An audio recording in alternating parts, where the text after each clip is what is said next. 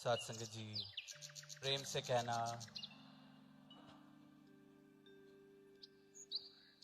आज लगभग एक महीने बाद इधर 8 नंबर ग्राउंड में आप सबके बीच इस रूप में शामिल होने का जो अवसर मिला है।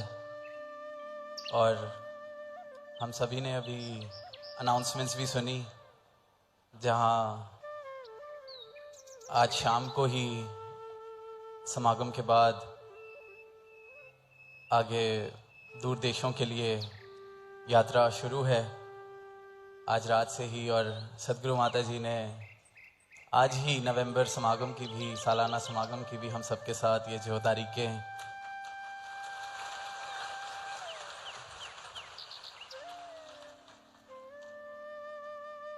क्योंकि सदगुरु का इस रूप में ये आशीर्वाद रहता है कि समय से सब अपनी अपनी छुट्टियां भी अप्लाई कर लें, समय से टिकटें भी बुक कर लें।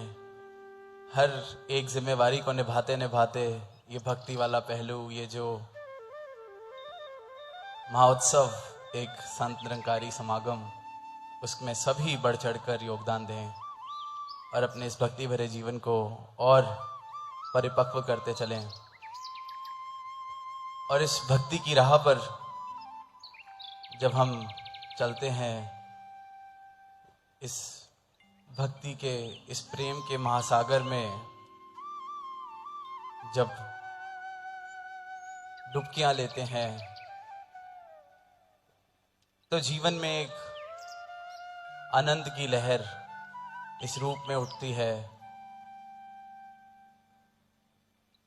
कि जीवन का रूप ही ऐसा परिवर्तन जीवन के अंदर आता है कि किसी परिस्थिति का फिर भक्त मोहताज नहीं रहता। भक्त का जो आनंद है वो किसी परिस्थिति का मोहताज नहीं रहता। सुख दुख के ऊपर एक आनंद की अवस्था सदगुरु के चरणों से जुड़कर, इनके ब्रह्म ज्ञान से जीवन में आनी शुरू होती है। और अक्सर इस भक्ति के रिश्ते को जब हम सदगुरु के साथ निभाते हैं तो कई बार दिल में भाव आते हैं जिन्हें हम प्रार्थना रूप में, अरदास रूप में रखने की कोशिश करते हैं। जब कभी साकार के आगे अवसर मिले तब, या फिर निरंकार रूप में हम अरदास करते हैं, प्रार्थना करते हैं, तो अक्सर कई बार ये सवाल पूछा जाता है कि क्या अरदास करनी भी चाहिए, क्योंकि सदगुरु तो यही आशीर्वाद दे रहे हैं कि जो निरंकार कर रहा है इसकी रजा में रहना आ जाए। तो कई बार दास से भी पीछे किसी ने पूछा कि क्या अरदास करनी चाहिए, प्रार्थना भी फिर किस लिए करें। तो ये सदगुरु का विरद है। ये इन्होंने प्रेम रूप में एक रहमत दी है अपने हर एक भक्त को, एक अधिकार कह लीजिए, एक कृपा कह लीजिए कि अरदास हम बेशक करें। अरदास करना इन्होंने अपने भक्त को, अपने गुरसिक को सहज में झोली में डाला है। प्रार्थना इस निरंकार से, इस साकार से, क्योंकि हम सबको पता है कि जीवन में जो भी है इन्हीं की कृपा से, इनके दर की चाकरी से ही मिला हुआ। पर अरदास करने के लिए जहां इजाजत दी है, अरदास करना एक अधिकार रूप में भक्त के जीवन में आता है। पर अरदास होती क्या है, अक्सर कई बार उस बात से हम मेल नहीं खा पाते हैं। हम सिर्फ शब्द अरदास का या प्रार्थना का इस्तेमाल करके, पर कर अरदास नहीं रहे होते हैं। अरदास शब्द में ही अगर हम देखते हैं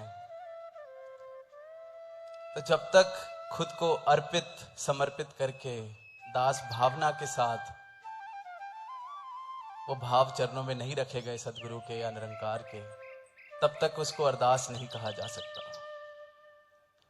क्योंकि अरदास बहुत ही प्रेम पूर्वक भावना है। बहुत ही प्रेम, भक्त का प्रेम चाहिए अरदास करने के लिए, भक्त का समर्पण चाहिए, दास भावना चाहिए, खुद को अर्पित करने का भाव चाहिए कि हम जो चरणों में रख रहे हैं उसको अरदास भी कह सकें। तो अरदास एक भक्त के लिए, प्रार्थना एक भक्त के लिए जितनी करना चाहे, जितनी रखना चाहे, पर वो अरदास जब तक अरदास नहीं बनती तब तक वो फिर अनेक तरह के और रूप ले लेती है। और दास अक्सर एक बात कहता है कि भक्ति के प्राण है समर्पण, भक्ति के प्राण है भाव।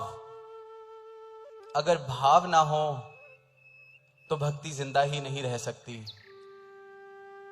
जैसे एक इंसान में से प्राण निकल जाएं तो उसको फिर लाश कहा जाता है, शव कहा जाता है।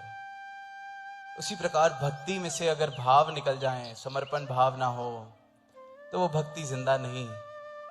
फिर ऊपर चाहे शब्द मेरे जैसे मर्जी हो, जैसे किसी लाश को खूब सारा सोना पहना दिया जाए, खूब सुंदर सुंदर वस्त्र पहना दिए जाएं, खूब बढ़िया से बढ़िया जगह पर रख दिया जाए, पर वो जिंदा नहीं हो सकती, उसको शव ही कहा जाएगा। उसी प्रकार अगर समर्पण का भाव नहीं है, भक्त वाले भाव नहीं है, लेकिन सिर्फ हाथ जोड़कर, सर झुकाकर मैं खड़ा रहूं, अर्पित समर्पित दास भावना के बिना मैं कहूं कि मैं अरदास कर रहा हूं, जो हम अक्सर कर बैठते हैं। हम अपनी बात रखते हैं और फिर एंड में शब्द जोड़ देते हैं, अंत में अरदास है। तो वो अरदास का लिबास ओढ़ देने से मेरी मांग अरदास नहीं बन जाती। हम अरदास का लिबास उड़ाकर अक्सर मांग मांग रहे होते हैं, क्योंकि अरदास जब कोई भक्त करता है तो वो इस रूप से करता है परमात्मा के आगे, सदगुरु के आगे, कि ये आपने अगर इजाजत दी है तो ये अरदास, पर इसके बाद आपकी इस अरदास को प्रवानगी मिलती है, नहीं मिलती, आप जी हाँ कहते हैं या ना कहते हैं, इस बात से मेरा अब कुछ लेना देना नहीं। अरदास पहुंचा दी, प्रार्थना कर दी, अब इस रूप में आपके चरणों में अर्पित समर्पित समर्पण कि आप जी आज्ञा दें, मंजूरी दें, तो भी यही भाव, और आप जी ना कह दें तो भी यही भाव। परमात्मा के आगे प्रार्थना की ये ध्यान है, पूरा कर दे या ना करे, इस बात से भक्त की भक्ति पर, भक्त की अवस्था पर कोई असर नहीं। तभी भक्त आनंद में है, क्योंकि समर्पित हो चुका है, अर्पित कर चुका है खुद को। क्योंकि अगर आज्ञा मिलनी ही चाहिए जब कोई अरदास करी जाए, तो वो अरदास नहीं, फिर वो मांग बन जाती है कि मैं आपसे मांग रहा हूं, मैं मांग रहा हूं कि मेरा ये ध्यान है, इसको पूरा किया जाए, मैं मांग रहा हूं, मुझे ये चाहिए, इसे पूरा किया जाए। और पूरा नहीं होगा तो अनेक अनेक तरीकों से मेरी अवस्था, मेरे हाव भाव, मेरी चाल ढाल सब बदल जाएगी। और ये मांगें, क्योंकि हम जब बड़े होते हैं या समाज में या दुनिया में अपने रिश्ते निभाते हैं, तो अक्सर यही कुछ पैतरे हैं, यही कुछ तौर तरीके हैं जो हम सब ने सीख लिए हैं कि नाम हम प्रेम का देते हैं किसी रिश्ते में, पर अपनी बात मनवाने के लिए कभी खाना नहीं खाएंगे, कभी बात नहीं करेंगे, कभी मुंह फेर लेंगे, कभी फोन नहीं उठाएंगे, ताकि सामने वाले को मजबूर कर दिया जाए कि बात माननी ही पड़नी है। हर घर में हम जब छोटे बचपन से ही इस तरह की चीजें सीख लेते हैं, क्योंकि घर पर, समाज में जिन रिश्तों को प्रेम के रिश्ते कहा जाता है, उधर भी यही नेगोशिएशन, यही टैक्टिक्स पैतरे के माँ बाप से आज ये बात मनवानी थी या अपनी मर्जी का कुछ खाना बनवाना था, नहीं मिला तो बच्चे को पता है अब आज रोटी ही ना खाओ तो खाना तो मर्जी का बनेगा ही बनेगा, चाहे बाहर से ही मंगवा के देंगे पर जरूर ला के देंगे। तो ऐसा प्रेम ही हमने सीखा है, ऐसे ही भावों को, ऐसे ही तौर तरीकों को हम प्रेम कहते आए हैं। तो इसलिए हमें लगता है कि प्रेम ये प्रेम ही है, पर असल रूप में ये भोलेपन में शुरुआत इन तौर तरीकों की होती है, पर बड़े होते होते हम ये तौर तरीके तो नहीं छोड़ते, इसके रूप बदल जाते हैं। हम सीधे मुंह बात करना छोड़ देते हैं, हम खुद को तकलीफ देनी शुरू कर देते हैं, अपनी तबीयत खराब कर लेते हैं कि अब सामने वाले को मजबूर होना ही पड़ेगा बात मानने के लिए, और फिर हम कहते हैं ये तो प्रेम का रिश्ता है। पर हमें ये नहीं समझ आ रहा होता कि हम प्रेम की आड़ में भी हिंसा ही कर रहे हैं। किसी को मजबूर करना अपनी बात को मनवाने के लिए, बस हाथ नहीं उठाया, फिजिकली किसी को हार्म नहीं किया, पर ये हिंसा का एक अनोखा रूप है जो हर घर में हम करते हैं। हर इंसान अपने हर रिश्ते में किसी ना किसी तरीके से करता है, और इंसान की भी गलती नहीं, क्योंकि उसको प्रेम होता क्या है ये पता ही नहीं है। प्रेम तो जब इस परमात्मा के साथ एक बेगर्ज उल्फत, बिना किसी मांग की उल्फत जब जीवन में आती है, सदगुरु से जब प्रेम होता है, सदगुरु के चरणों से जब प्रीति दिल की जुड़ती है, तब समझ आता है कि प्रेम कहाँ किसे जाता है। फिर ये भाव भी समझ आने लगते हैं कि अब तक प्रेम के नाम पर मैं करता क्या आया हूं, क्या मैं कर रहा हूं।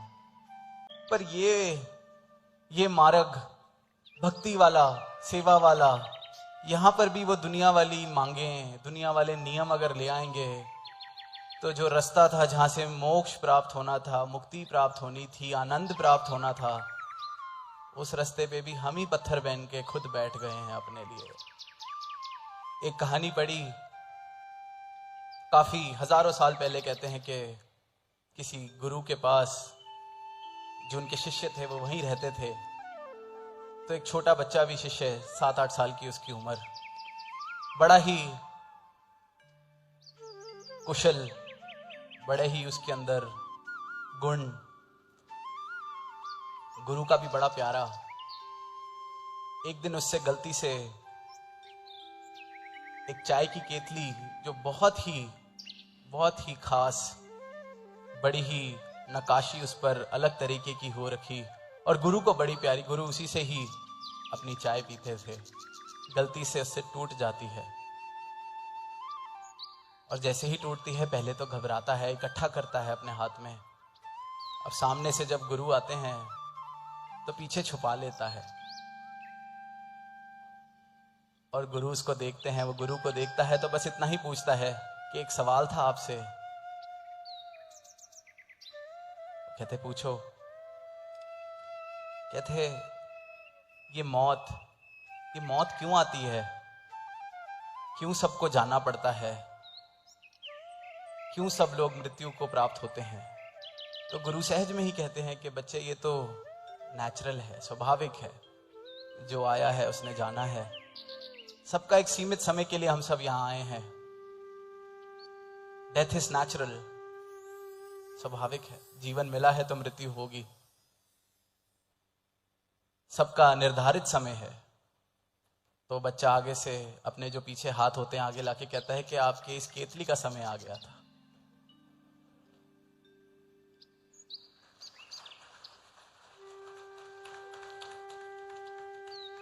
और गुरु हंस के उसको बहुत प्यार देते हैं। अब फिर वहीं इस बात की जब खबर फैलती है तो हर कोई ऐसे ही तरीके, जो गलती करी उसको चालाकी से सोचते हैं कि अब हम ये जवाब दे दे, हमें भी गुरु प्यार देगा, थापड़े मिलेंगे। पर वहां भाव नहीं होता, वहां चालाकी, बन जाती है। फिर गुरु एक दिन सबको समझाते हैं कि उसको प्यार इसलिए दिया था, उसने भोलेपन में, बहुत ही सहज में, बहुत ही भोलेपन में किया था जो किया था, और मैं सिर्फ और सिर्फ भाव देखता हूं। जितने तुम नाटक कर लो, मुझसे और दूर होते चले जाओगे। मेरे पास रहकर भी अगर भाव नहीं है तो मुझसे बहुत दूर चले जाओगे। ये नकल करनी छोड़ दो, अपने भाव जिंदा करो। और वही बात दास अंत में कहेगा कि भाव भक्ति के प्राण है, और भाव नहीं है तो एक लाश को तो जितना मर्जी सजा लिया जाए उसकी कोई कीमत नहीं है, कोई भी कीमत नहीं है। तो वो भोलापन जो इस निरंकार से जुड़कर, सदगुरु से जुड़कर जीवन में आता है, उस भोलेपन में सब प्रवान है। पर वो भोलापन अमूल्य है, कोई कीमत नहीं उसकी, वो भक्ति भावों से ही आता है। तो यही अरदास सदगुरु माता जी के चरणों में कि आप ब्रह्म ज्ञान जिस रूप में सबको दे रहे हैं, इतनी खुली आवाज सारे ही संसार को, पर इसको प्राप्त करने के बाद जो जीवन में एक क्रांति आ सकती है, परिवर्तन आ सकता है, आनंद आ सकता है, आनंद की लहरें उठ सकती हैं, इस प्रेम के महासागर में जो जीवन बिताया जा सकता है, आप ऐसी कृपा करें कि आपका हर एक गुरसिक ऐसे ही आनंद में जीवन बिताता चला जाए। प्रेम से कहना।